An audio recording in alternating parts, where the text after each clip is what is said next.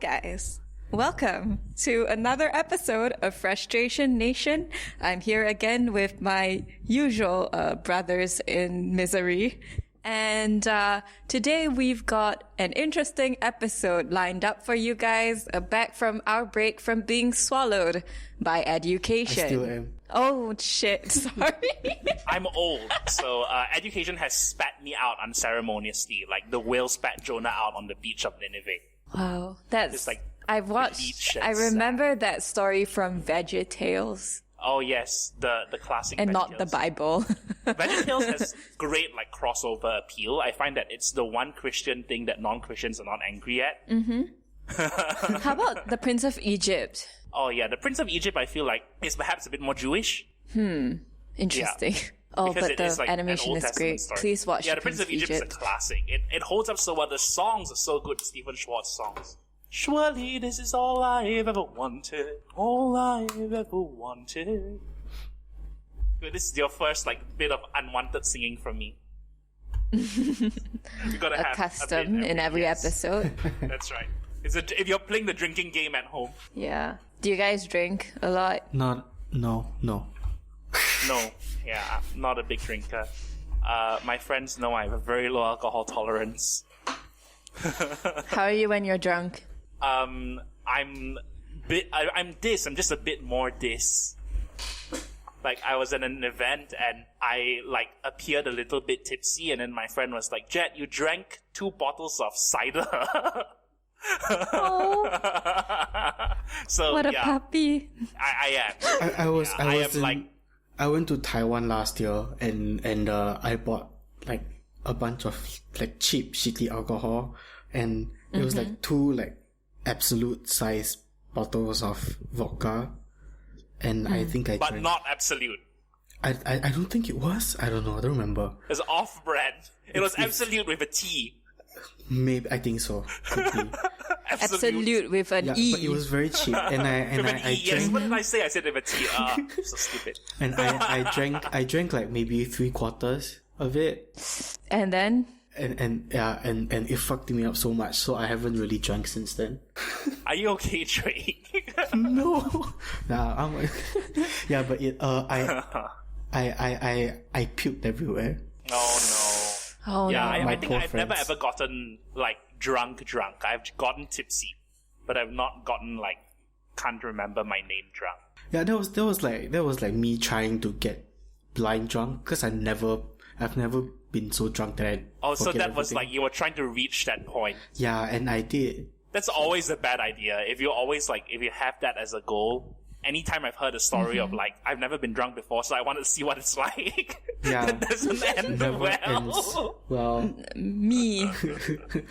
I just, oh gosh, cause I've been, as I think some of you guys know, okay, there's only 2 of you here, but like, I've been No, it's okay, watching a lot parasocial of like relationship. British, I've been watching a lot of like British commentary YouTubers. And yeah. like some of their channels are like just based on drinking. Like they go to like 24 different pubs in one day. They do a pub crawl, Like- which is a very like UK thing.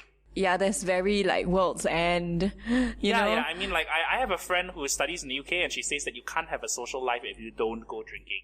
If you don't go to the pubs. Yeah, it like, you sounds can't like that. You can't have a social life. And that's the thing. I think that's why Australia had such like a hard lockdown also. Is like just straight away 6 months, right? Because they know that if they aren't strict about it, people will sneak out to drink or something. And then Right, yeah, it's such my a part friend, of the culture. yeah, my friend whose cousin is studying there, she says that everyone's just planning to get blind drunk when this is all over. And you know, I know it's like bad because that I am like sort of idealizing it so much because like, okay, inherently it's kind of harmful, right? But I've never really had much fun in my life, like fun in that sense, you know? But this is I fun, did not isn't go it? out much during poly. Tell me this is fun. Jake knows I Otherwise, didn't go why are out we that doing much during this? poly. Yeah, This is fun, I guess, Discord. But then I thought maybe in uni I'd like loosen up and go clubbing and all that. But that didn't happen either because I went to animation. So I've never really been a clubber. Like, the one story that I tell everyone, which is very sad and very stupid, is that I went to go and see a musical on like a preview night or gala night with my mom, and then they had like free passes to C'est La Vie, to the bar on the top of MBS. So Wow. Mom and I went in, and then we got a complimentary champagne, and then we got out of there. So that's my one experience. I went to a club with my mom. Wait, Drake, didn't that also happen to We you? got the No, free no. booze and we went home. We were on, like, the thing with On my a mom, cruise or it something. was on a cruise, and my mom wanted to go to the club on the cruise. So we went, and she and my sister danced, and I kind of just sat at the side. Oh, that's adorable. It's great. But then personally, I went to a club once, and then decided to never again. So But to me, like, I mean, I understand if that's your thing, but for me, it's like, what's the point, you know? It's, you just go there, you spend a lot of money, and you just, like, don't enjoy yourself. Yeah. yeah, I mean, Like, it depends on the I music. want to spend the if money music on is action good. figures. I mean, this is probably why I also don't have a girlfriend. I think there's this correlation. Shadow. I mean, evidently a lot of people enjoy it, so whatever. Yeah, I mean, if people enjoy it, but for me, the thing is, like, I wish that, that there weren't, I mean, I don't think there is as much here as there is in UK, but I wish there weren't, like, the contract. I mean, so much of socialization revolves around alcohol, and then there are people, like, we have someone in our friend group who is a complete teetotaler, and that's because his dad, like, had a bad drinking problem. And I think we need to, like, be considerate of people like that and people who are recovering or people who are trying to go sober, and I guess, like, it's very easy to put pressure on people to just come on, just come along with us, have one drink. Was So, that like, is that there's the topic place for today? it. Is this like a warning for me? Oh no! So this that is- I don't. I mean, you're young, so if you want to try stuff. But it's just. I mean, both of you are young. I'm not. You make yourself sound like you're 30. Like, I love that. Yeah. No. In very very few years, I'm 30. Like, before you know it, and then it's just gonna suck. I mean, it already sucks now. So. aww. Young I mean- foolishness. Yeah, we are. This is as much a group therapy session as it is a podcast. Like I told Berlin, like, I mean, this is gonna sound really sad, but Drake and I bonded over having the same antidepressants. Wait, was that conversation recorded?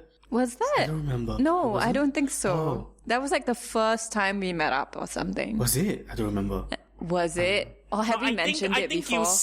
I think you sent a meme of like a. Yeah. You sent a morality alignment chart that was different kinds of antidepressants, and then that led to, like, Drake and I talking about what we were on, and we happened to be on the same thing. Oh yeah. Oh okay. I Nice. remember now. Yeah. So we are the brothers in suffering and also in antidepressants. We're gonna have a fun time. This is gonna be great. It's gonna be all sunshine and rainbows from here. This is gonna be great. Do you guys have your Google Docs open? I linked the Google Docs to you. You have them open? You have yes, them yes, yes. Let us answer you.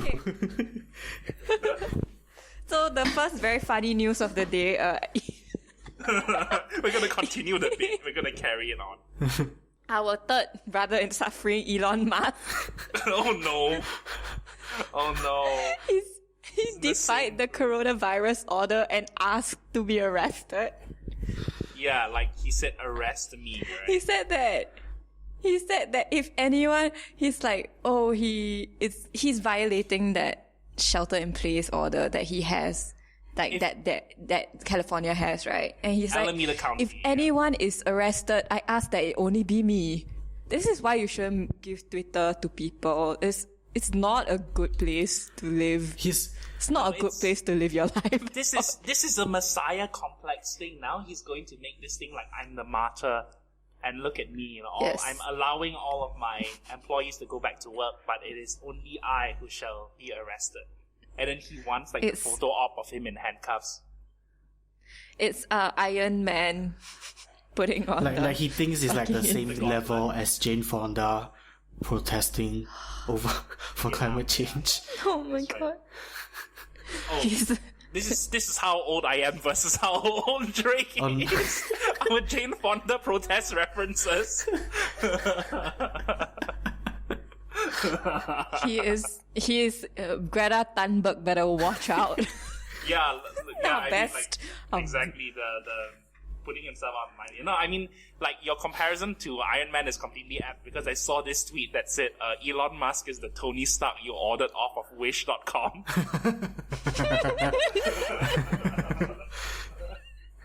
And did you know he actually appears in Iron Man 2? He makes a cameo as himself. Oh, ew. Yeah. Like, he's been, like, it. the last few weeks, people have been shitting on him on Twitter because he's been tweeting stuff like, give people back their freedom and shit like that. So, And it's also like a lot of... I feel like, unfortunately, this has been muddied with all the jokes about his son's name. oh, Because, what's his name? I can't Kevin? pronounce it. Yeah, it's a bunch of, like, characters, right? It's X. And it's pronounced Kevin, yeah. letter that's A and E, yeah. The middle name is bit.ly. I'm sorry, in my head. I hate it. This is like next level, like naming your kid something weird to make him stand out. Like all the kids who are gonna be named like Daenerys, Sasuke in the same year as Kevin is, they're all gonna be making fun of it. Some girl named Daenerys, right? Some kid named Coronavirus. Oh, That's is child abuse. Already doing kids it. named Coronavirus and That's quarantine. child Yeah, abuse. people are already doing it. It is, yeah. Child abuse. So there's a lot of memes of like, you know, the couple in in Chappie with Chappie in the car. The South Chappie? African gangsters in the movie Chappie. So in the movie Chappie, right, he cast Diane Ford, like the director Neil Blomkamp cast his friends who are like Yolandi Visser and Ninja. Is that what the other guy's name is called? And so they're like these punk rockers. I don't actually know the genre. I'm probably getting it wrong. Ninja, the Fortnite player. No, not Ninja, the Fortnite player. I'm trying to be hip and cool with the youth. Oh no. I'm old. So it's just a picture of the two of them in the car with a robot, and so it's captioned Elon Musk in crimes with their son. Oh, but I mean, like, if you've watched, I like Die Antwoord. But I know they had some scandal. But if you watch their videos, it's so freaking weird because they always play brother and sister, but they're like a couple in real life. Yes. So in that movie, they are like the caretakers of this robot. Mm-hmm. In the movie, they're basically playing like fictionalized versions of themselves. It's very, very self-indulgent. It's just very bizarre. It's like literally Diane Ford as themselves, and they have this kid who the kid is the robot. So the robot has like a childlike kind of mind. It's a prototype. I've never listened to police Grimes. robot. Maybe there is some inspiration there. So this is like a reference that only works within our friend circle. You can feel free to edit it out. But Soft Cheryl met Grimes at a concert in Singapore. I didn't know this. Like many Interesting. years ago. Soft Cheryl. Soft Cheryl, yeah. This will mean nothing to anyone who doesn't know us. Shout out to Soft Cheryl. Hi, Saul Cheryl. Yeah. My name is Drake. Hi. So, Hi, Drake. Yeah, anyway, that was an entire tangent to say that people are making too big a deal out of it, and then I just went and made a big deal out of it. So, this is classic me. Carry on. So, I don't know what to feel about Elon Musk. I feel like he's not a real person. Like, this person can't be real. Right. It's kind of like along that line of, all those scammer people, like all the Billy McFarland and your like Anna Delvey. They all seem like such characters. It's like they wrote their lives out in fiction on Twitter or something. Yeah. Simulation. I mean, it's very much like it's the fantasy of the tech billionaire who's going to save the world, but then we know that that's not how it will play out. Great man theory and all. Yes, that's right. It's pretty much proven itself to not be true. But no, it's kind of crazy, right? This thing with the put me in handcuffs and arrest me, it is like he's trying to make himself look like this great man for endangering his own employees. He's ending coronavirus. He fixed it, guys. Yeah. Yeah, that's right. Or he's just feeling really kinky. Oh, okay. Like, that would make sense too. I mean, you just named your son Kevin. Yeah, We need to talk about we Kevin. need to talk about Kevin. That's the catchy episode title. Yeah, but We need then to talk about I don't know what. those are the characters that you use. If like the A and the E fuse together, it's like, you know, one of those horrible matter transporting accidents from The Fly. There was an A in one pot and an E in another pot, and that's. But that's also how they stylize aeon flux, right? A Yeah. or I know it's pronounced something else. It's about in something like, else in Greek, or something. Yeah. In like. in like IPA. I mean, like, I felt like we just had to bring this out because it was just so funny to me. And I imposed my wishes on the rest of you guys. So, unfortunately, just gonna have to deal with that random tangent because that's not actually the main point of this episode. Oh yeah, it's not. So, yeah, because the person who does any actual research in here is like just Drake because Thanks, Drake. neither of us are on Twitter where all the real academic research happens. Yeah. I'm on Twitter to try and get the attention of famous people, and it just never works. Yeah, I'm only on Twitter just to retweet sick bants between leftists and Leftist bad. leftist banter. Yeah. Love that bandsticles.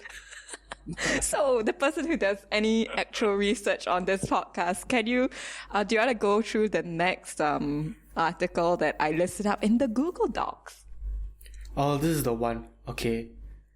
Yeah, this is the Zheng Yeah, Jie this is the one I one. found. Okay. Wait, I wasn't I ready. don't actually know what happened. Oh, okay. Like, So- I'm still trying to figure out. Oh, okay. So basically, there's this person called Kwa Zhengjie, and he was diagnosed with COVID-19, and he posted on Facebook on Sunday that a national newspaper, can we actually say it? I'm just gonna say it, 联合早报 Yeah. /Wangpao. Yeah, nobody cares about it. So that means the Chinese broadsheet, 早报 is the one you get in the morning, and then 晚报 is the evening one, which is more tabloidy. Yeah. The main target audience. The main target audience is usually the older generation. But Yeah, basically, auntie and uncle. Yeah. but basically, this newspaper published an article about him, without his consent. So like the whole story, and it was like the whole story was not real, and he did not consent to it at all. So what happened was that he was diagnosed and he was sharing his experience on Instagram, but then one reporter he reached out to Zheng Jie and was like, can I interview you for an article I'm writing? So Zheng Jie basically said no, I don't want to, and that should have been the end of it. But then on the 1st of May, sorry. I forgot when the article was published. 7th Okay, May. 7th May. Yeah. He found an article that was kind of based on him, but like the story is not real. So the headline was basically NTU student got infected with COVID while staying at home, something like that, which was not true, and used his photographs and some of his personal information. Yeah. And it said that he was interviewed in the article, which is all obviously not true lah. And so after that so this article kind of caused some panic among NTU students, and because this newspaper is kind of more popular towards the older generations, it also caused kind of like unnecessary panic among them as well. So that's kind of just to show like how serious this should have been taken as. But after Zheng Jie kind of blew the whole thing up and reached out to the newspaper, their response was basically after an internal investigation, the journalists made a wrong judgment to mention that I was interviewed, although I had refused to. That was it. A wrong judgment. Right, and so his sort of like write-up covering the events, his account of the events that he put up on Facebook, it has screenshots of the conversations that he had with this acquaintance who is the journalist for Zhao Bao and Wan Bao, that he is giving the alias James because he doesn't want people to go and dox him. So James says, actually, I now works in SPH as reporter La. Can I do small write-up about your experience of finding out how you kena the virus? Till now, still in Expo, been quarantined. And then Zheng Jie replies, haha, no thanks. I don't want to dramatize the virus. And then the guy pushes it, says, haha, no worries, but can I just casually know how it is like inside? Not going to publish your name or face lah, leaving you as anonymous. Can you send me some photos, example, the environment of inside, and your food, etc.? I wouldn't mention you lah, but just for the photos of the interior quarantine facilities. And then Zheng Jie says, nah, I'm good. So just keeps on pushing, and then there's a point where Zheng Jie says that, if you ask again, I'm blocking you. And then the other guy, then James, is like, wow, chill bro, okay lah, not gonna pester you. Haha, rest well and get well soon, enjoy your staycation. So as far as Zheng Jie knows, at the end of this message, that should have been it. Yeah. But no, he went and against his, against what is clearly stated, went and used his material. And I think that was the main point Zheng Jie was trying to make, which Drake alluded to just now, was that if you spread this misinformation and say that even staying at home, even during circuit breaker period, you can get the virus, then it will just shake people's confidence, especially the older people who are the target audience of these Chinese language newspapers, in the government guidelines. Even if I follow the rules, I can still get COVID-19, which is not what happened. Yeah. Yeah, and referring to the Facebook post that Zheng Jie made a few days ago, the fourth point on this is that this journalist, very shakily defined journalist, he created a fictional picture of Zheng Jie with the content on his IG stories. And he went to the extent of building up this fictional picture of what Zheng Jie was like, and made up an entire story with personal details on their family and their daily activities prior to the CB period. So this guy wrote a real person fic. Yeah, he wrote a fanfic. Yeah, he wrote oh my gosh, COVID fanfic. Of someone who's your acquaintance, of someone whom you know in real life. Mm-hmm. It's so shitty. Any journalist knows that the moment someone tells you, I don't want to be interviewed, you look for somebody else, you get another story. But this guy went ahead and made a Wattpad blog entry or something. It's seriously, there's so many people out there with COVID stories. Just there's literally thousands. Yeah. It's literally thousands. Yeah, the whole point of this guy saying that he didn't want his story told was so that he wouldn't have to explain himself, and then now he has to inadvertently. So it's just he has no choice, and he has no option but to make this very detailed kind of post, which probably gives away more personal details than he would have wanted to in the first place, which is to give away none at all. So it's just doubly shitty. Yeah. And nothing's gonna happen to this so-called journalist, which kind of pisses me off. I mean, Bertha Hansen said that she'd sack him immediately. Yeah, so exactly. Someone did mention POFMA is appropriate in this case. It causes undue panic amongst elderly readers, but, only ministers can enact this law, though, I think. Yeah, so somebody has to... So it's up to them if if the living tribunal decides who is telling the truth. If the Guardians of Oa, the Green Lantern Guardians of Oa decide you're telling the truth. If the Council of Elrond says you're telling the truth. We're gonna go into this later, but the way now that a lot of news works, you have to base it off of social media, and it has to be always the fastest thing that you get in real time, and that's why you kind of get sort of pushed into sort of making these really bad decisions. Yeah, for sure. I think we went over this in our episode about the virus Vanguard. Remember how we said like it felt like all of this was just really badly thought through. But this one I can't excuse at all either because it just seems so like, oh, there's so many people who you could have tried to find. And not right? only did he did unethical journalism like at the first step of not acknowledging the lack of consent, but then he created an entire fictional story, which is there are so many layers of wrong here. So like this, there's no like I can't figure out any way that I can justify what this guy did. Like it could be that he's on the deadline, but it still doesn't justify it. Yeah, I mean, deadlines, you all have to deal with them. It's too bad. It's part of the job. Suck it up, Exactly. right? It's just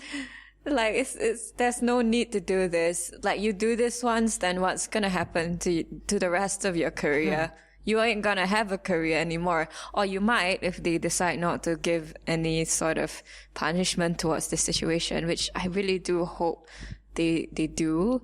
But I don't know. This is just unsavory. Yeah, and I can't speak for all journalists, but I think like when you have the deadline bearing down of you, it's very easy to only think short term and then not consider the consequences of what happens after you publish a thing, because it's like that is the immediate thing that's bearing down on you. That is the immediate thing you have to overcome. So okay, maybe I can cut a few corners to overcome that, but then what happens after that, right? But this is not like cutting a few corners. When I think of cutting a few corners, I think of like somebody making up a Jonathan Lim in the streets that they interviewed. Because I think I've seen that before where they make up people that they interview on the streets because they probably didn't have time to go out and get Vox Pops or something. Oh my god. So this is definitely worse than that, because like he already had like very explicitly stated, no, I don't give you my permission to interview me or use my photos or anything. Please leave me alone. Mm-hmm. And so therefore it is like even more of a violation than that. So to me it is like, I think that's a good distinction that you've made. That cutting a few corners is like inventing a guy. But this one is kind of worse because he like half invented him because he already does exist. He half invented him. And like I This is real person fan fiction. and journalists like they deserve so much respect because it is a very difficult job. They have a huge responsibility of delivering news to the audience, and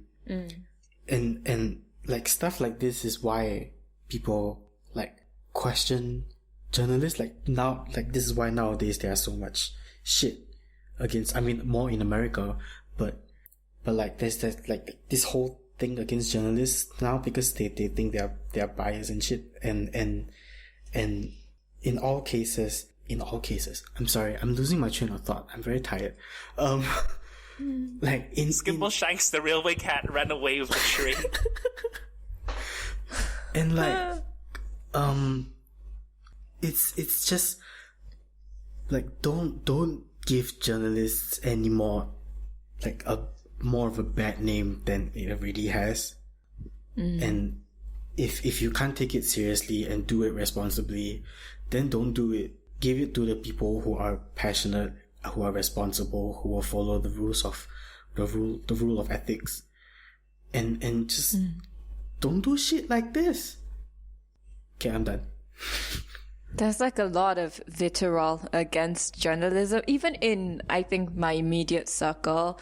There's a lot of tech groups like, by God, do you call this journalism? That they like add the tag, to the Facebook group, and then they'll make fun of it. And I think that, I don't want to be one of those people who say like, oh, social media ruined journalism, because I do think that it can help. Like the power of the internet can pull together a lot of amazing resources in like reconstructing a scene.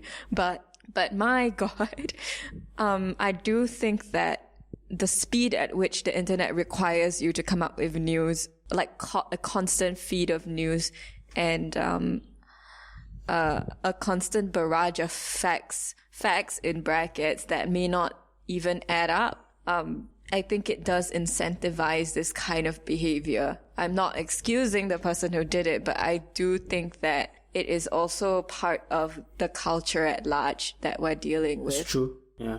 Yeah. But still, find a different job. Switch jobs. If you're listening to this, which I doubt, find a different job. Yeah, this clearly isn't cut out for you. Yeah. Or you aren't cut out for it. Is that how this? I don't know. I forgot how the saying goes now. Maybe, I don't know, man. You aren't cut out for it. Make like a cuts don't tree fit. and get out of here. Just get out of here. We don't need you. I think it angers me more that the newspaper isn't doing anything about it. At least not yet. I don't think. Yeah. Maybe they're taking the time to think about it, which This they is didn't gonna take the blow time up, to think right? about. This is definitely gonna blow up. I don't know, actually. There's lots of things that I thought would blow up over the past 2 weeks that didn't really blow up. That's fair. Like, there was the Sharon Liu one. We'll get into that later. And, yes, that's right. Yeah. a lot, and then there was a post going around about, COVIDiots SG and documenting the sort of like rape culture and xenophobia displayed inside there. And that didn't blow up either, so I don't know if this is gonna blow up. But Mama Man blew up, so Mama Man did blow up, yeah. And, yeah, if it's It's football. kind of strange. But I guess a lot of things are happening all the time. Yeah, and the news cycle's just saturated with news about COVID. Yeah. It's all we ever talk about now. Remember when we cared about My the presidential God. race in the US? Yeah, like I haven't heard about that in such a long time. I've almost erased Joe Biden from my memory. Oh, I'm sorry. I brought it up. I almost erased that from my memory. I almost forgot about it, but here we are thinking about Joe Biden. But are we gonna have elections, do you think, this year? Have they decided? I don't think so, right? I don't know. I haven't Zoom heard election. anything. Oh my god. The Democratic Zoom convention. Zoom call. Like, they could do mail elections, but then the mail office would be, like, crowded. How about in Singapore, where we have elections? Yeah, I mean. meant Singapore. Zoom election in Singapore. A Zoom call rally. Oh, it would be Facebook Live, wouldn't Oh my it? god. Workers' Party Facebook Live. I'm cringing so hard. Watch party for the Workers' Party. Oh no. Yeah, CDQ I mean, is really getting into me. the thing is, I feel like they were all ready to go ahead with the election, and then the cases spiked with the migrant workers, and then now it's just a bad look, Oh, that makes sense. right? Yeah. Yeah, I won't expound Yeah. any further on this. We end this here. Wait, I have a question. Like, We aren't at that level yet. We I- move on to the COVIDiots part of the agenda. wait, I have a Sorry, question. Drake, go ahead. Like, this could be just be, like, ignorance on my part, but, like, now that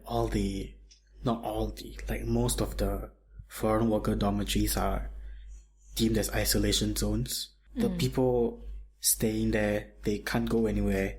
Are they just waiting to get infected now? I think they have to test, like, who has it and who doesn't. And then But that's a move good those- question. Yeah, it's just depressing either way. It's like you don't know who has it, but then eventually, if you all of them get stuck there, they're all gonna have Everyone- it. Yeah. It's the blood test seen in the thing, right? Where they zap the blood and then see who's going to react to it. It's just like very depressing. Yeah, like I just realized it, and I'm surprised that nobody has kind of like thought about the strategy for this or anything. Like, we're really just gonna leave them there to get infected? But testing capabilities are kind of limited to a point, you know, like how many tests can you do in a day? But hopefully we should probably look more into that. But no, I haven't seen any thoughts or questions about that. I have seen racist comments because they're moving some of them some populations who are infected out of the dorms. I think there's one where they're moving near to a dormitory near ACS Barker, and well, some racist comments there, but Surprise. the other comment that I saw was like, do you think the foreign workers are going to do you think they'll be okay staying near ACS Barker? Like, the other way around. No, this is a great like reversal kind of thing. Yeah. Yeah. Do you think they'll be okay with that? Oh my god. I abstain from conversations about ACS Barker. Yeah. I plead the but- fifth. Okay, so Drake, before you so rudely ruined the segue with a question. I'm sorry. No, I'm kidding. It's okay. I'm just like, I can't imagine the helplessness they feel just being there Yeah. and waiting to get infected. But okay, let's move on. I'm sorry, let's move on. No, nothing to be sorry about. It's all my fault. Why are you why is it your fault? Okay, no. No, it's my fault because I scolded you and you were making a bad. We are all soy boys. We are all soy boys in this Yeah. fucking podcast. We are. Yes, I am textured vegetable protein. 100% textured vegetable protein. Well then. It's head to toe think- TVP. TVP. And that wrinkly bean TVP. curd skin. Yeah. That's constitutes the entirety of my being. Yes. I was bitten by radioactive textured vegetable protein. And now Oh, dear I God. have all the powers of TVP. I'm TVP man. Are you the virus vanguard? Are you the new member? Yeah, I'm the missing sixth member. I love it when Jed amuses himself.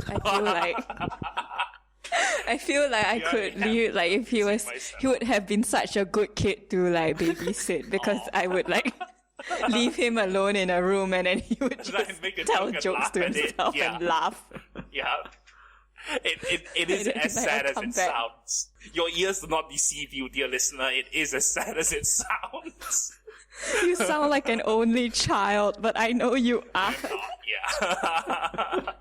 Okay, next on the agenda thing. Next on our agenda, I labeled this COVIDiots SG, all the phobias and isms. So for context, right? There is an account called Sharon Liu, Oh, we're gonna a get Twitter this. account. Yes. Yeah. Yes.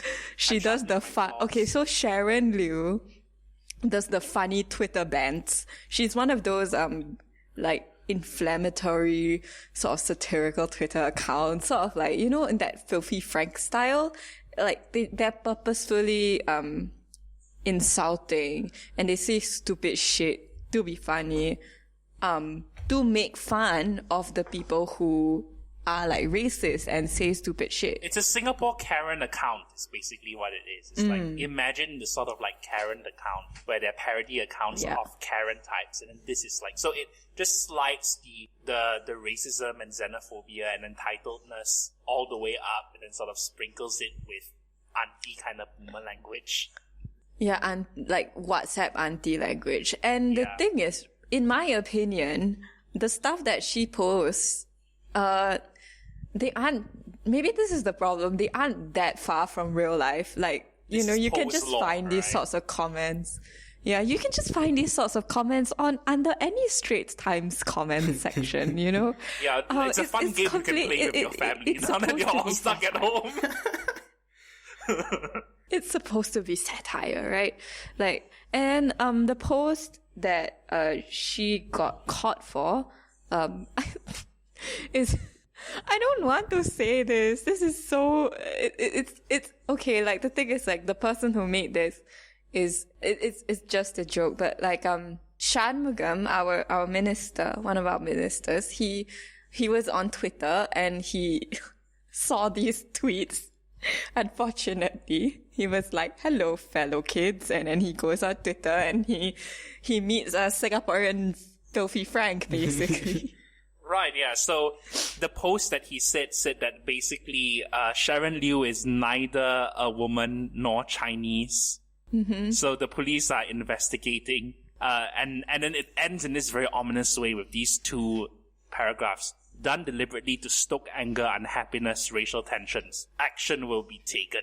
Action will be taken. Dun dun. Is he gonna Pofma her? I think they did. Him, them. They did it? Yeah. He Pofma'd her?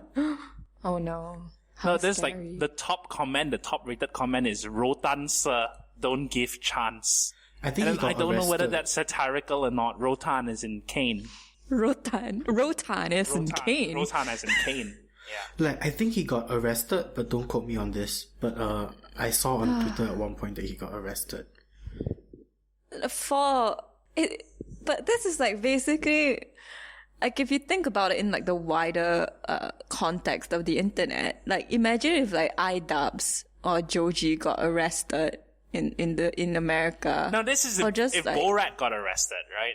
Yeah, if Borat got arrested, or this is so embarrassing to me. Like I feel so much secondhand embarrassment but also I'm scared because I thought this type of humor, maybe not exactly my type, but I do like making fun of boomers on the internet.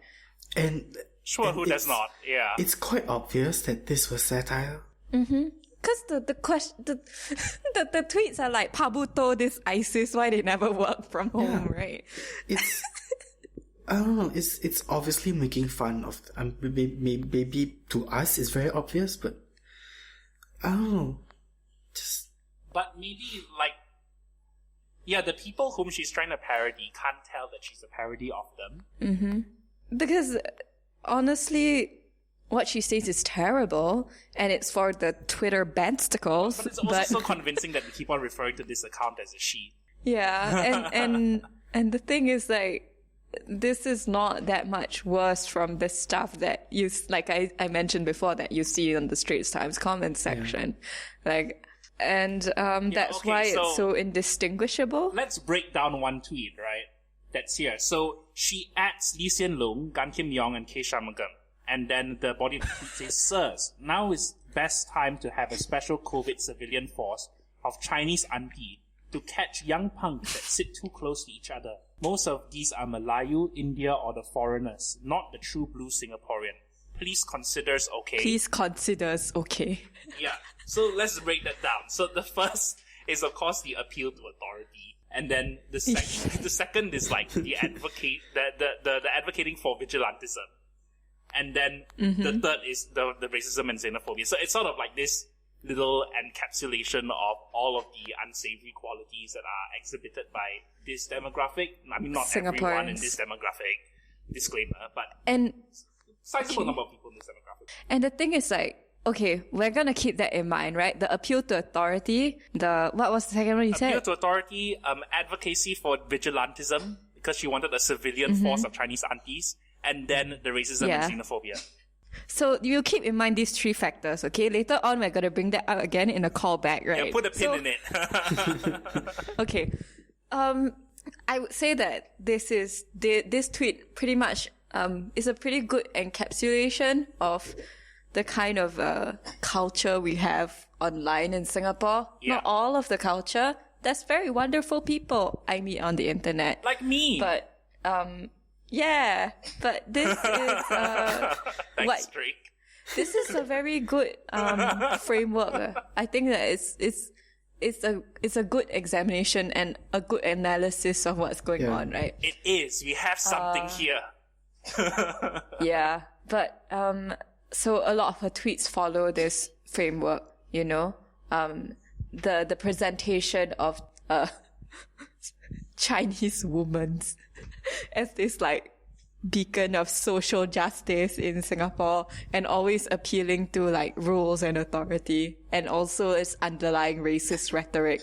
So a lot of her tweets kind of follow this framework, and then Shanmugam's like, excuse me. And also because, like, she deliberately tags him. yeah, I think that was the which is what sells it, I think. yeah.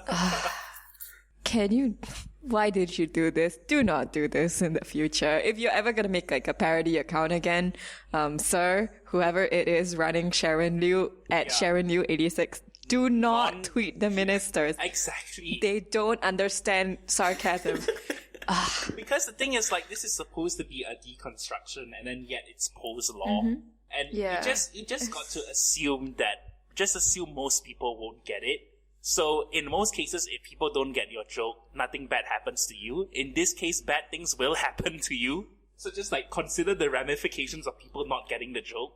Like, I make a lot of stupid references that people don't catch because they don't watch the same stupid things as me, and then nothing happens to me and nothing happens to them, and we just go on with our lives. In that way, I am the very model. But this is This is probably why MediaCorp never ventures out of their whatever they do. Like, they never really do anything creative anymore, because this is what happens. People get upset. Yes, it's scary, honestly. it is, like, right? It's really just someone trying to be funny on the internet and then they get smacked. Like, I don't know what to do at this point. We can't save Sharon Liu, and we'll probably not see her ever again unless someone else has the balls to do it. There is and it's- another. There is another. Just Yoda going. I mean, "There's this another." reminds me of that Pretty Please rap, right? Oh, yeah. Yeah. Which was, Yeah, I must say, a lot more nuanced and a lot more insightful than this. Yeah, but even that is meant to actually present an interesting, a concept. That's not really a concept. Don't do blackface. It's not a concept. But Yeah, I think it's to sort of to sort of point out the pattern, and the pattern of continuously like no one questioning it and everyone being okay with it. And why is there this pattern? Why do people keep fucking it up, right? Which is the song. It's an adaptation of, I think, Iggy Azalea. So I think the thing with that was that there is an element of poking the bear inherent in it, but then it also is done in, like, the anger is complemented by a certain playfulness as well. Like, there still is a tongue-in-cheek element to it. It's not just someone being angry. It's someone who is pretty clever about going about being angry. And then at the end, they issue, like, the standard disclaimer and saying, not all Chinese people are, and they even included that as a tag, which I don't think they necessarily needed to, but then we find out that they did when people make police reports against them.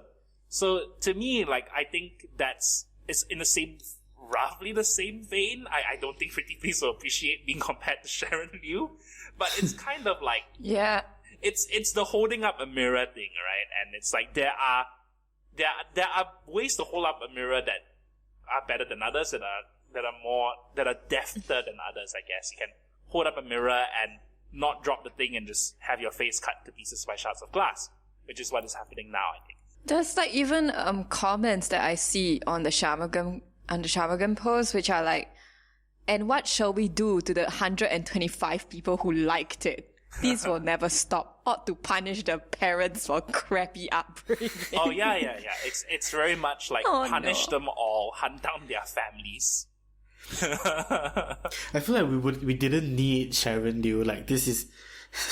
Yeah, we didn't track need down Sharon Liu. This itself is murderer. pretty funny. Must be found.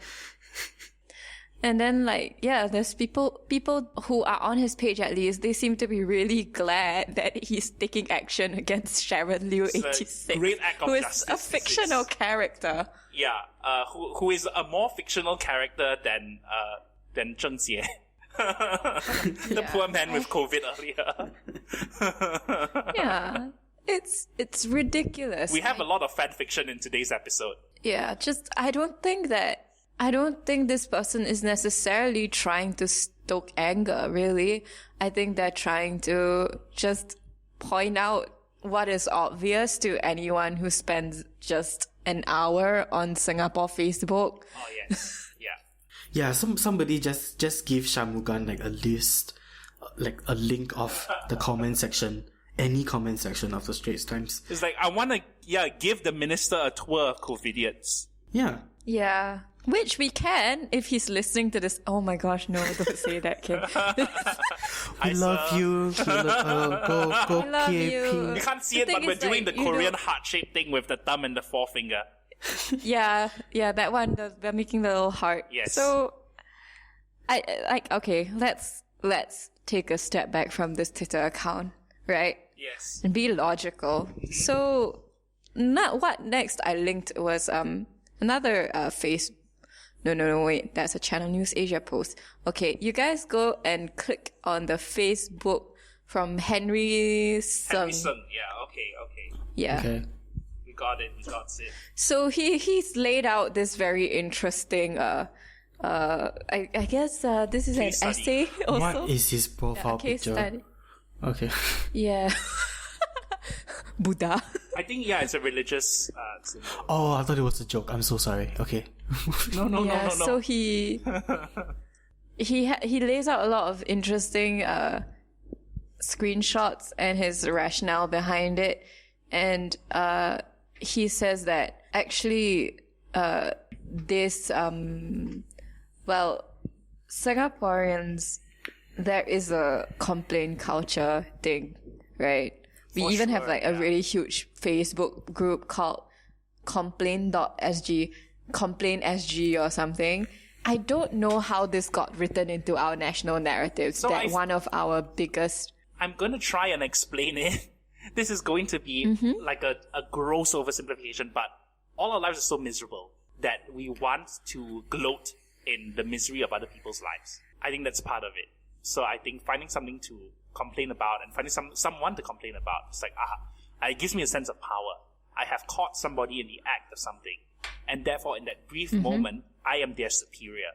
Suddenly my life has meaning. It's like if you're in a convention and then they say don't take photos, and then someone is taking photos, and then you see the security guard go up and then confiscate their phone and snatch it. We're like, that's all unnecessary, but that is the small bit of power that they have in that moment. And you're like glad to see that person get his phone taken away.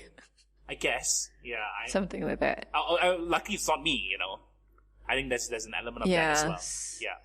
Okay, having worked very briefly in like customer service and F&B, Singaporean customers are the Oh my worst. God. But that's just a personal opinion. They They are are the the worst. worst. Though. I don't think anyone They would really dispute are. that. I don't think anyone would fight you on that, Berlin. Yeah. I mean, like, okay, I remember a friend of mine, it was like a work night and there was like a 2-for-1 waffle deal.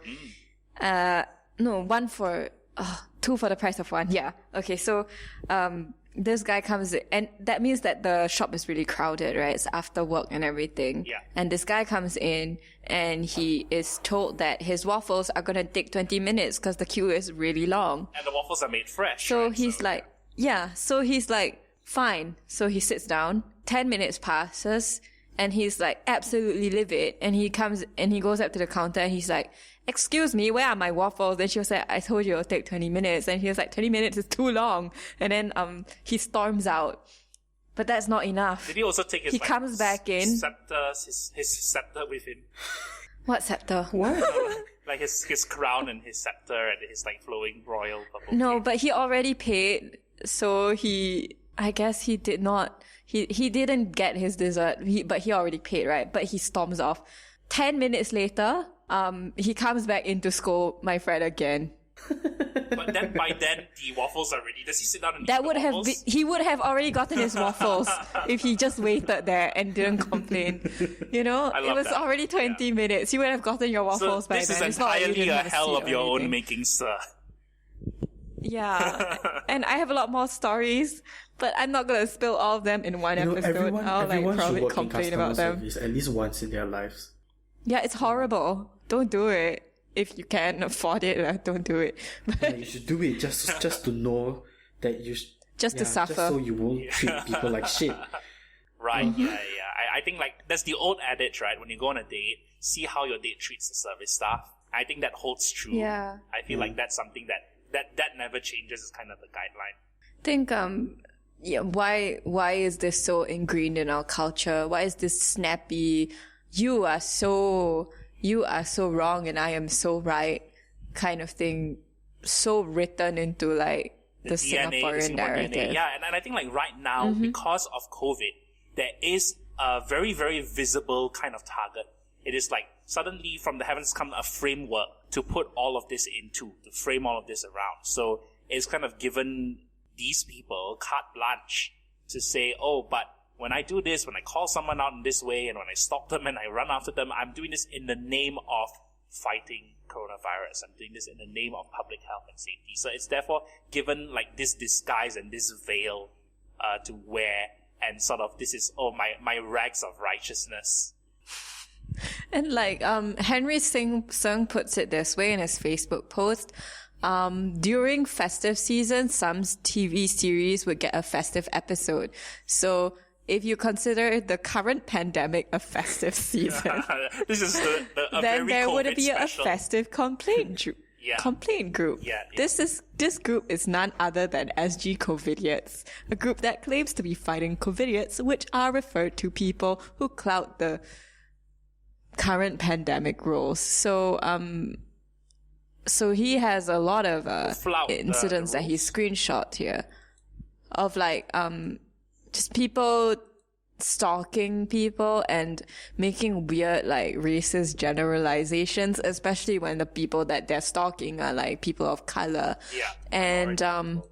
yeah, like there's this one dude who's like labeled this guy as Ramesh, and then he takes a picture of a wild boar and he's like Ramesh's sex buddy. It's horrible. What? It's just the peak of yeah. And If you look at the Ramesh, post, right? So he's just using Ramesh. yeah, as it's just like a generalization for- racist yeah. Oh dear Lord, that's awful. And then just like, oh, I tried some people are talking about, hey, I tried the compassionate method, but now but then it didn't work, so now I'm gonna like shame them and like scream at the kids, use violence against these people. And yeah, if you see these videos, they're quite everyone's quite agitated. People are always shouting. You never know, maybe, I mean, like, let's be real, right? Mm-hmm. The mask is uncomfortable. I think like and then some people, if they don't think that there's anyone around them, they might just decide to like remove it for like Yeah, a so they can breath, and then they breathe, yeah. forget to put it back on. Yeah. I think shouting at them is gonna not make them want to put it back on. It's more socially responsible, yes, and I do think that, yes, you should continue wearing the mask even if not many people are around, but I can understand. And also, I don't think shouting at them is going to help anyone. Also, not everyone has access to masks. Yeah, I feel like part of it comes from the idea of policemen have power. So if I'm like a mini police, I have mini power. Yeah, and just on top of that, there's really horrific sort of comments, especially when the person involved is a woman. Like Yeah. in the Very degrading in an comments. interview, there's just like, I don't really want to say it out loud, but there is like rape mentioned, and it's combined with racism and a lot of xenophobic rhetoric, which I feel like if you are listening to this podcast, you already know where this is going. It's something to do with our migrant workers and just, that kind of like supremacist rhetoric you often see in like very nationalistic comments and all that. You already know the drill, right? You already know. And the drill, yeah, so it's just like there's just thousands, hundreds, thousands of people in this group. There's 17K members, Oh, and boy. while I'm sure that some of them, I think a lot of them don't subscribe to this ideology. They're just there to be curious. I almost joined the group myself, to be That's honest. your because rubberneck, I guess. I just Which wanted is like to not a bad thing in and of itself, necessarily. Yeah. I mean, like, I think if someone is genuinely doing something stupid, like, I don't know, still like completely flouting it, having a party, it's okay to sort of, be angry with them. Yeah. Especially if it's like a personal friend of yours. You can be like, don't be stupid. But it's like this hyper individualizing and like, picking on people until they break and they snap, or just, and then you make all sorts of horrible comments which are like blown out of proportion. Some of these people are advocating for like, shooting people in the streets. Like, they're looking at, Duterte and how Duterte is like sort of okay to fascist enforce measures, social yeah. distancing. Yeah, exactly. To enforce social distancing, let's like just shoot them. So I think, What? like, yeah, the thing for me is what you were saying about individualism. I think it is the feeling of, it's a mob, right? It's the online mob. And there's this thing that is termed, I think it's termed very sinisterly in Singapore, which is when you find someone who does something that you want to shame them for in public, you go and dig up information on them. You go to look at the details of their family, of where they stay, of all of these things, where they work, so that you can send harassment to those places, and so that you can stand outside their houses and yell at them. And this is called CSI in the Singapore web parlance, the online parlance. So this is, what does that stand for? CSI stands for Crime Scene Investigation, Oh, the television series. Oh, that is just that CSI. Yeah, so it's just that CSI. So it's in those terms, it feels like, oh, we are again appropriating that kind of symbolism of police. It is, by doxing somebody, I am doing a public good, because this person is so terrible that they need to have their parents' phone number put on the internet, or they need to have the school where the children go to put on the internet. And the thing is, I think a lot of this anger is very performative, because there's several ways that you can get people's attention on the internet, right? As cynical as it sounds, you can, a sad story will get a lot of attention. But I think more common than that, an angry post will get a lot of attention. Like something somewhere that makes fun of people and makes you look better. Yeah. And unfortunately, like you said just now, there was that framework that Sharon Liu very kindly laid out for us. In the tweet, the appeal to authority, the call for usage of vigilante force, and that underlying xenophobic rhetoric.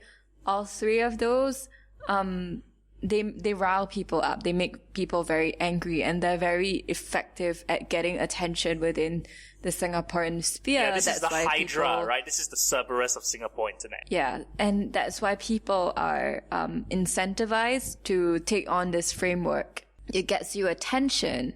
And in the world of social media, likes and shares and attention, they equate to validation, they equate to value. So people are acting angry and engaging in all these horrible ideas so that they feel like there are other people out there who are going to listen to them. But I'm not a person to be able to parlance and figure out how to solve it, because surely this rhetoric must have come from somewhere. We probably have to look into the history of how we transitioned onto the internet and how all of this came about, for me to be able to figure out, why do we have these ideas holding up the framework of the majority of our internet presence here. Yeah.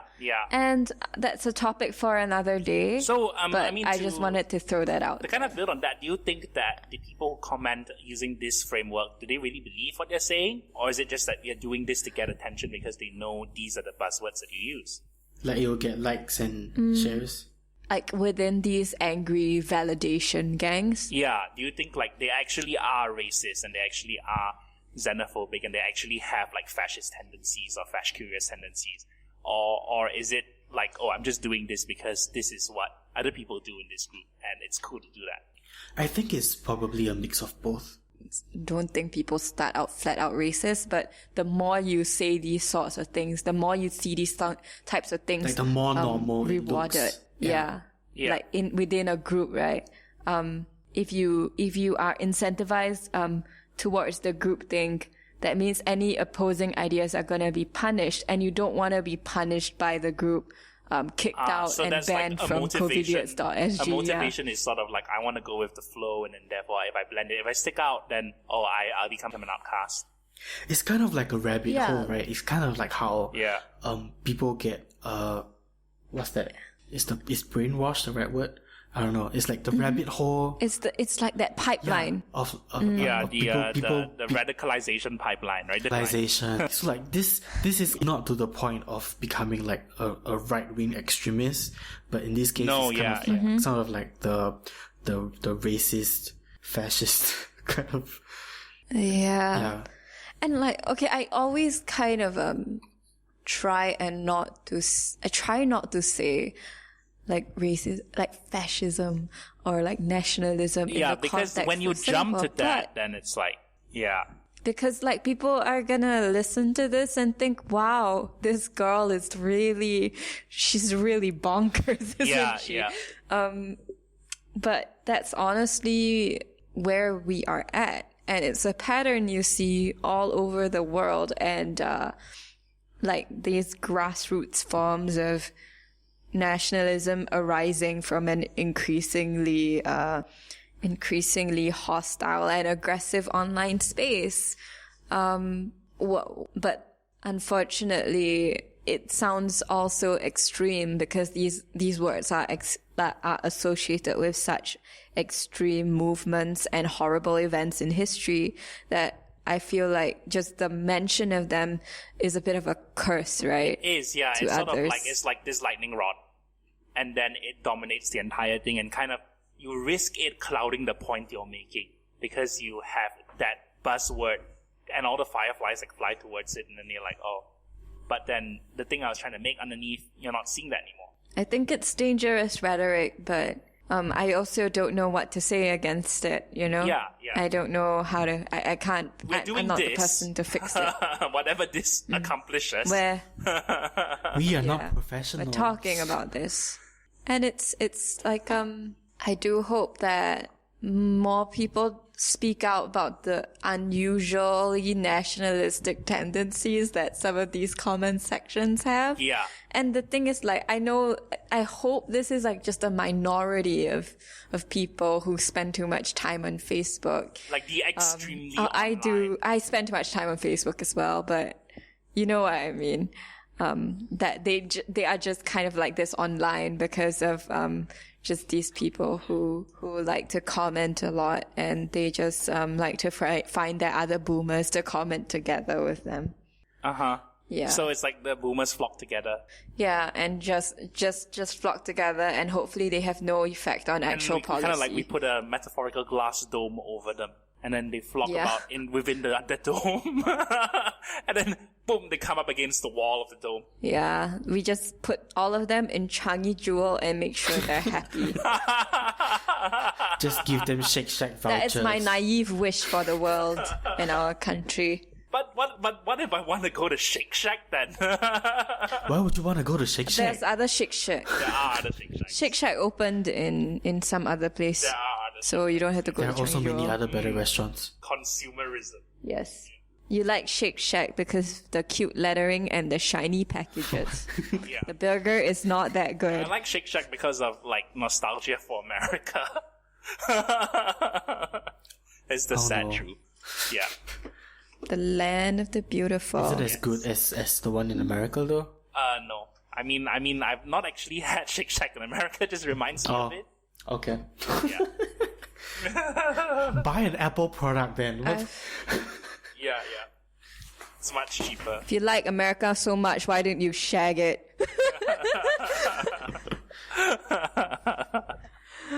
I mean, I can't say that. I like the because, idea of America. Yeah, I like the idea of the UK, but they just did a Brexit. I like the idea Maybe I of the don't- moon. So Oh, yes. I do like the idea of the moon.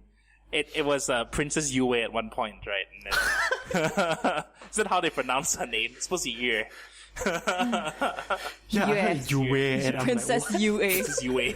Yue. Princess Yue. Jet, you are Chinese. Yeah. They call it that in the Jet's a banana. in the masterpiece, the M. Night Shyamalan movie, right? Oh my god, Yeah, that's the greatest thing ever beautiful. committed to I film. love it. That's right. I think that's why I facetiously Love me refer some to her Shyamalan. as Princess Yue. My name is actually my Chinese name has a year in it. It has a YUE. oh, that's nice. It's not the same. Yeah, it's not the same character. It's not Moon. It's Happy. It's Joy. My parents had a sense of irony when they named me. Okay. They should have named me with the Chinese word for depressed, and then I would come out happy instead. It's just like the thing of like, I've heard in some cultures they don't want to compliment your baby when it's too yeah, young, because- otherwise they'll grow up ugly. Yeah, it's Really? kind of like it's they sort of like name your child pig or dog so that it doesn't attract the attention of the evil spirits. and so the evil spirits like kind of pass over the child. I think this is a thing in several cultures. Oh, that's so sad. It is very sad, right? You just grow up with like worthless over here, worthless time for dinner, and like Oh no. Maybe So we I should. ever have a child, I'm just gonna call it ugly. Oh my and no. so what an ugly little Maybe humans monkey. don't deserve children. Maybe. Are we Probably not. anti-natalists now? No. Have babies. I'm sorry, if you I want. tend to swing that way. Yeah.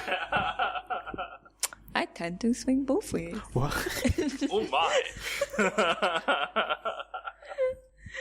No, what has become of this every episode? country has its fuckery, right? For sure, yeah. Speaking of which, next on the agenda.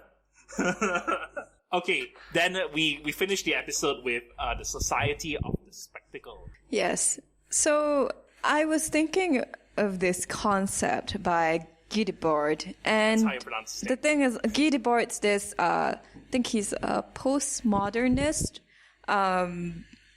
French philosopher that came out of this school that did the whole Dadaism thing. I'm not that familiar. Okay, background, they're the Situationist International, so they're the avant-garde artists, and they are a bunch of political theorists, and they're united by their opposition to advanced capitalism.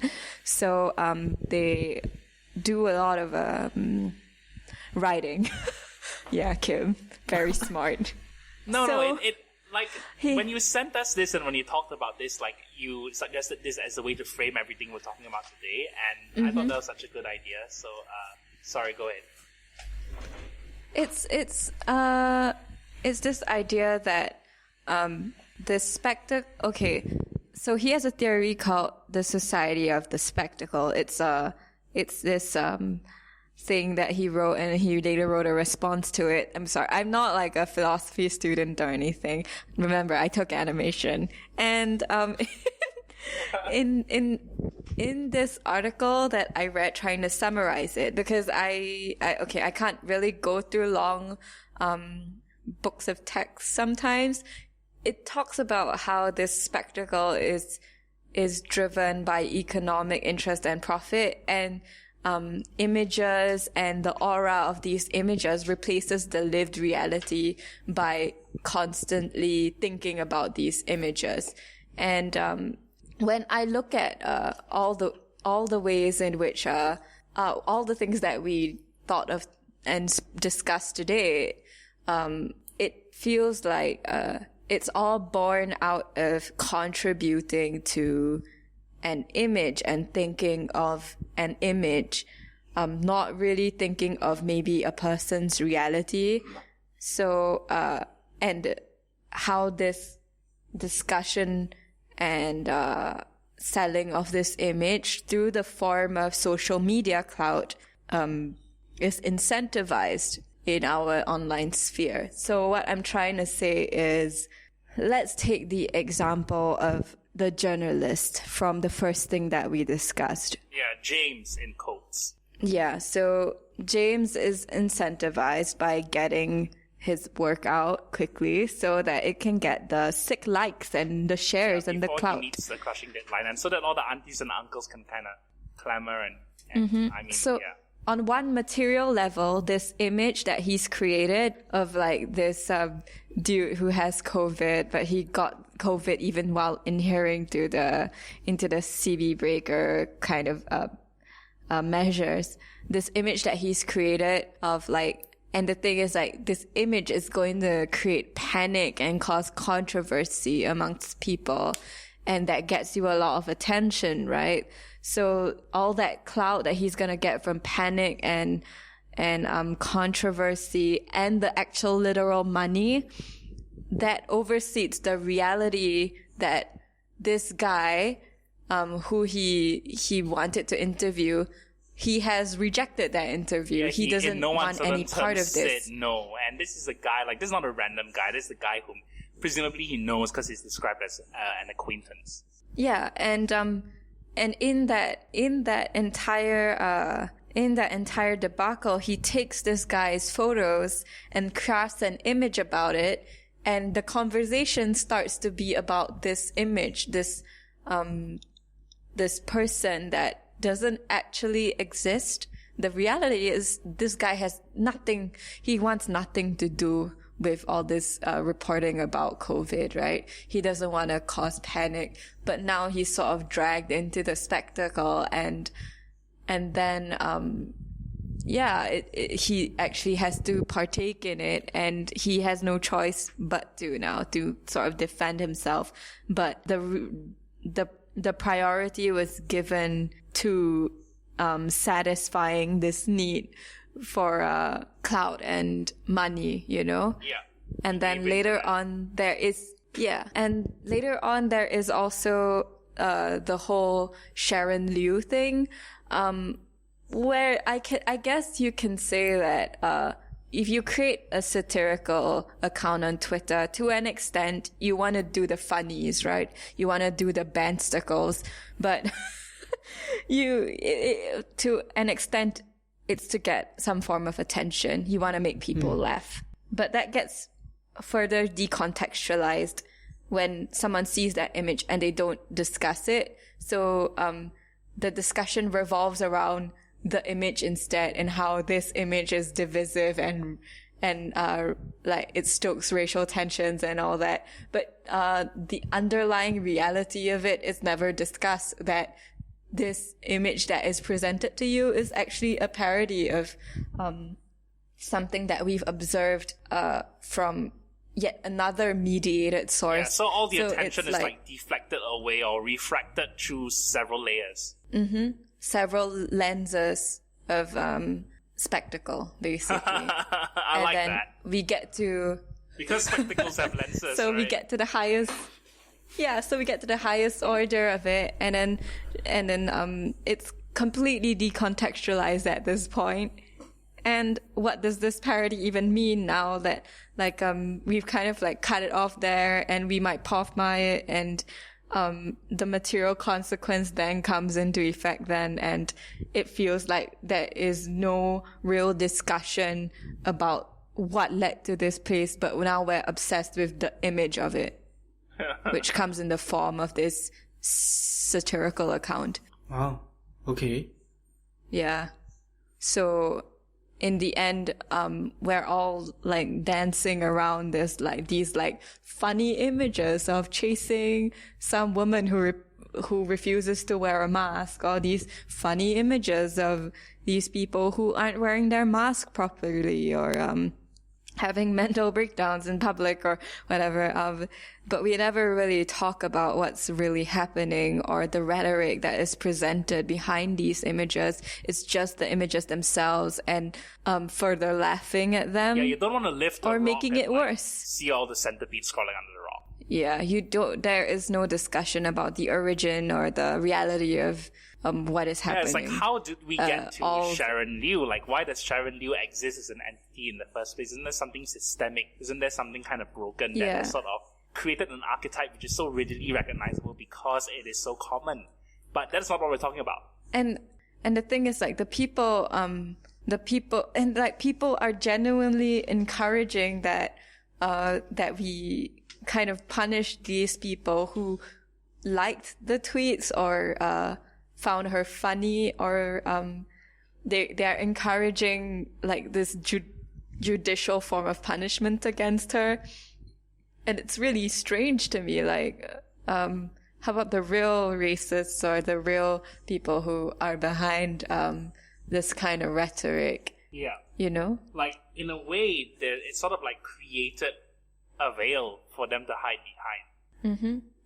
So it doesn't make anything better to jump to conclusions and even punish the people who are sort of kind of trying to deconstruct it just for creating an image out of it. Yeah.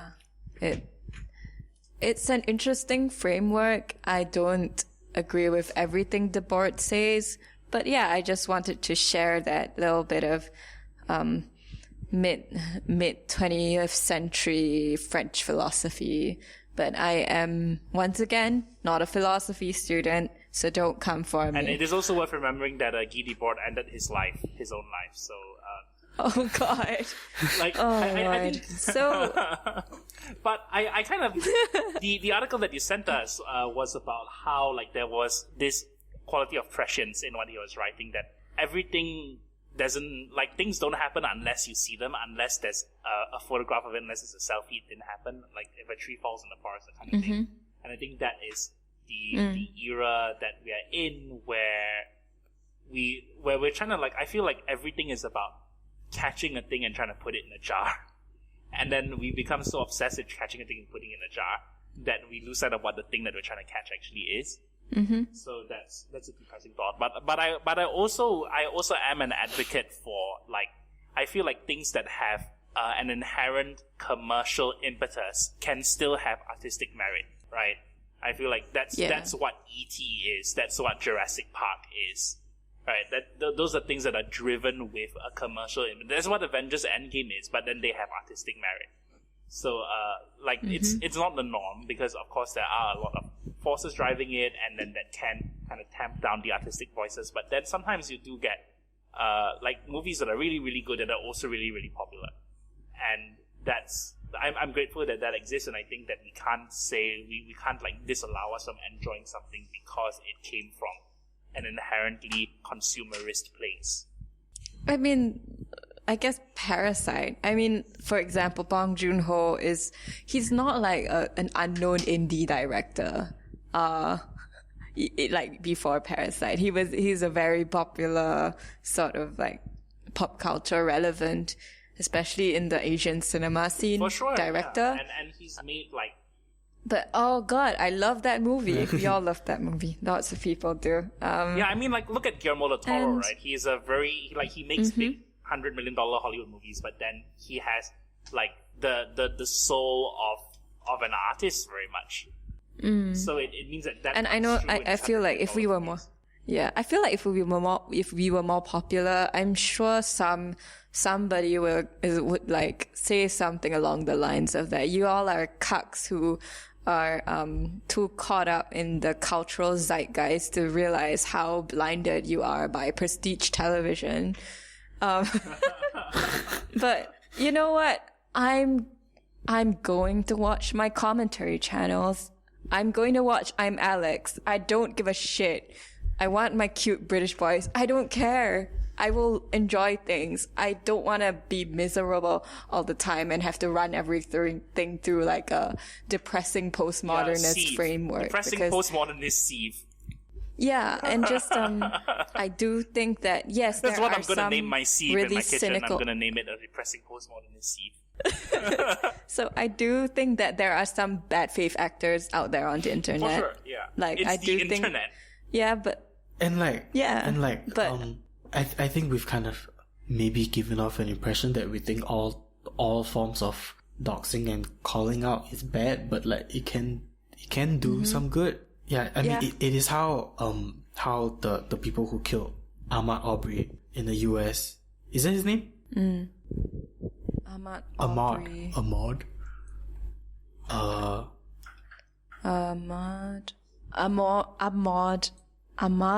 Arbery or Arbery. Sorry. Okay, anyway. It's how the people who killed him was brought to justice, because it was an online outcry that led to the arrests. Like, so I think it can do some good, and like I think the limit comes in context. Like, this is my opinion. Yes. Like the thing about COVIDiots is that they're just randomly going to people that they don't know on the streets and shaming them when they don't know whether whether these people had access to masks, whether it was their choice to go out in the first place, that they don't know anything. But if it's somebody you know, if it's like a friend you know who is purposely flouting who is purposely just what is that word? Flouting. Yeah. Oh, I had it right. Flouting. Okay. Purposely like flouting the rules and you know 100% surely that they need to be shaped. I don't know. I'm not sure if I'm phrasing this correctly, but you know what I mean, right? Yeah. So I think it all comes down to context. And Yeah, and I think like it's perspective, right? I think perspective gets so blown out of proportion that nobody knows where they're Yeah. standing. Like it's just like an Escher painting. So you don't know what you're looking at, and then you just yell at it. I yeah, think that's what it's become. Yeah, it's yelling at something you don't know what you're looking at. Whereas, like in the case where you cited, like that was very clearly a gross injustice that was being done. And if people could help in that case, then that help would have been required because Yeah. it was like that grave of a situation. yeah. If you see like a text chain of like a group of people saying stuff like, "Oh, fuck this CB. We're gonna go out and do stuff together. It's nothing's gonna happen to us. Blah blah blah." Like you have that proof. Then yeah, they deserve to be shamed. Like I will be on your side on shaming them. And but then even then, there's no excuse to insult their Yes. race or incite like rape jokes against definitely. them or stereotype Exactly. them, Like, you shame or them for- call them for all what? sorts of nasty You shame them things. for what they did wrong. Like not about something else. Like so Yeah. there are rules Yeah, to this. and then like not like pull in their families and their children and their parents and like where they stay and where they work and then feel a sense of accomplishment when you have Exactly. unearthed and excavated this information, right? Yeah, shame them for being stupid and inconsiderate and irresponsible. Not shame them for their race, their gender, or whatever shit that isn't even relevant to what they're doing. Like so there are rules to this, and I think like not like I'm somehow like the person who's laying out the standard of the rules, but like this should be this is common sense, I believe. You know? Yeah. Yeah. But I think like common sense is difficult to like kind of keep sight of, or it's easy to lose sight of when you are in that ecosystem, in that bubble, when That's all true. you have around you are the boomer aunties on WhatsApp, right? And then that's in the end, like that's where everything is hidden, and then you can't tell your head from your tail because that's where you are. So yeah. Yeah, that's also a part of the radicalization we talked about, right? Because it's the only thing you see. Yeah. So it obviously it's okay to you. So When you're caught up in the spectacle of like just, oh, these enemies are coming at us without their masks. yeah, Not everything that is popularized is evil, I think. But also not everything that has a lot of people in it is very Yeah. good. Yeah. That's It's like, all about nuance it is here, all guys. about nuance, and I that's, feel like Yes. we are. that's the ethos of this podcast. Yeah, it's a time and a place where nuance is not not a prized kind of commodity, unfortunately. and very rarely is anything like just black and white. So Yeah. Except pandas. Pandas are black and white. That's very cute. Yeah. but their personalities are so colorful. Yeah, and they don't like to have sex and make kids. It's annoying. Have Same. more sex, pandas. Okay, that's as good a note as any to go out on. All right. So I think that we're about at the end of this episode today. Yes, we are. I made the panda Because joke. I have no more articles to show I you. have made the panda joke. You've made the pandas. I have, yeah. And I've also talked incessantly about YouTubers that I like. No, so please. I think that's like taking our mind off COVID for a while, like YouTuber Twitter is just so wild. Like the latest thing that I've seen is Discord sex cult Oh, no. trending. So I'm gonna go There's a check out what story that there. is and end this episode quickly. There's a story, yeah. I feel like I've So I heard a can friend go and briefly mention go and this. see. So I can go and see what's happening. So thanks for talking today, my brothers in misery. I hope you have a nice week going And forward. thank you for editing this. I know it's hard to cut out the stupid things that I say. We're gonna leave this all. Yeah. I'm gonna leave all of this in. No. Everything, No. by the way. Both of you guys are in trouble. All three of us are in trouble. Okay. Goodbye. Bye. hey, hey, hey, hey, hey, hey, hey, hey, hey.